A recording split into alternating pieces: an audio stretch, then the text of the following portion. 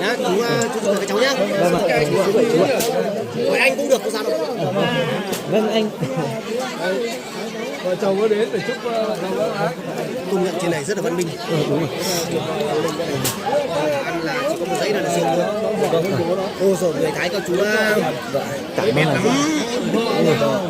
chắc là làm quay trực tiếp ạ. không em quay video Thôi thì quay trực tiếp thì phát biểu như thế thì chết. không phải trực tiếp đâu.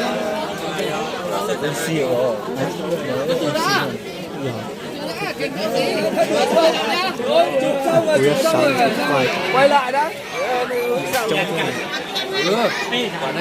Từ đó thì chờ vào hết còn nhán rồi nữa. Rồi, hạnh phúc. Thôi bạn chúc hạnh phúc rồi. Sẽ có cái sắp lại nữa. Đây có mình cũng thêm bệnh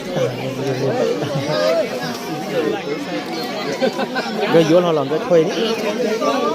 Rất lò.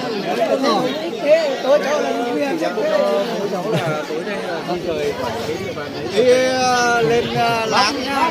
Là món nó cháu là lên láng cùng rồi. Tôi tí là trò chơi tay của tàu thêm 10 tròn xài rồi. Cái gì tao bỏ cái lại thêm 10 cái hay tí là sai chỉ hai cú của ra chụp tốt mà. Sai thì thêm 10 cái cho tiết chế rồi. Cho thứ 7 ấy để tua này thứ hai là Đã làm từ lâu rồi nó còn bảo là làm được.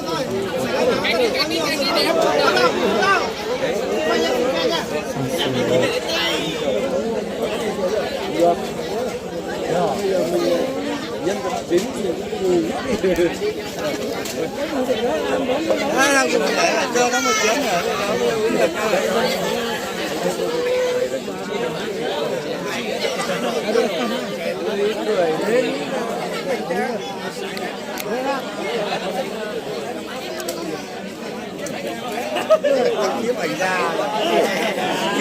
Quay luôn đấy. Phát trực tiếp.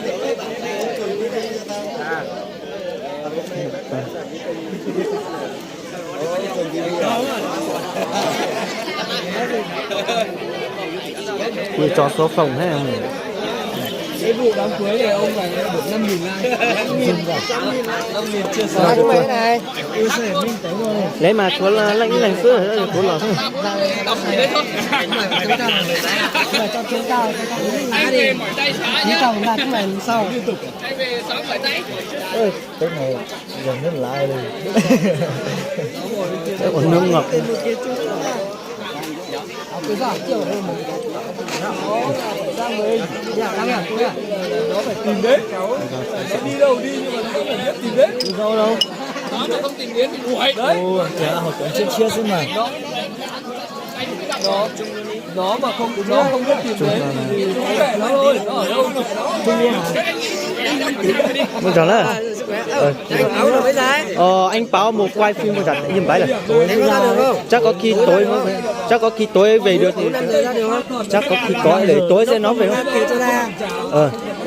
không chế chỉ ít là có sự vui sẽ là chị của tao chỉ các bạn mày vui sự khác cho anh bảo cái anh bảo là ra đấy anh nếu anh báo về chắc có khi ra hết tối mỗi giờ nữa qua nên luôn nên có cái sự yêu này nhiều mình tôi mình nhiều cái cháu mà tụi con nhá là nè tụi con nhá mới giờ như thế lẽ ra phải 2 cái mà ăn còn 1 cái lẽ ra là 2 cái xử lý 1 cái ngày xưa đi học tao rất thích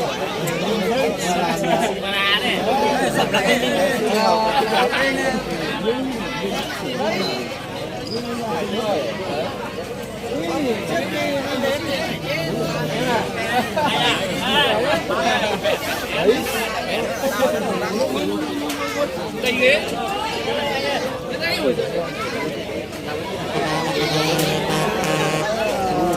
Cá chích lo cái tuổi đó, lỡ một cái phải nói, cho cái mền cá chích lo tôi đâu hết rồi.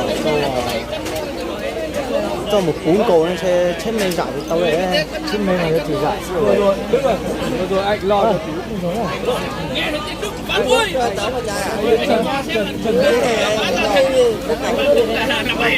anh bảo biết tên bái rồi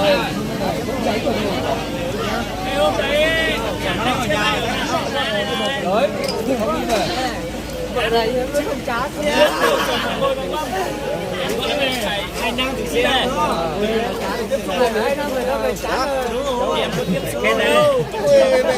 con nó xa dúa là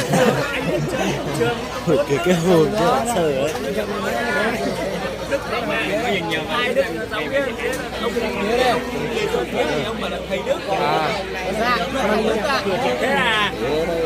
cô lý cô gọi về là cái nhà bà đi con con ra cái cầu gỗ nó anh nhớ là cùng ngon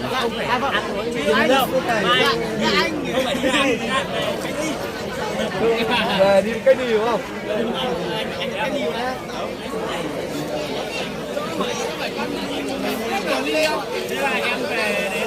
cháu ở Paris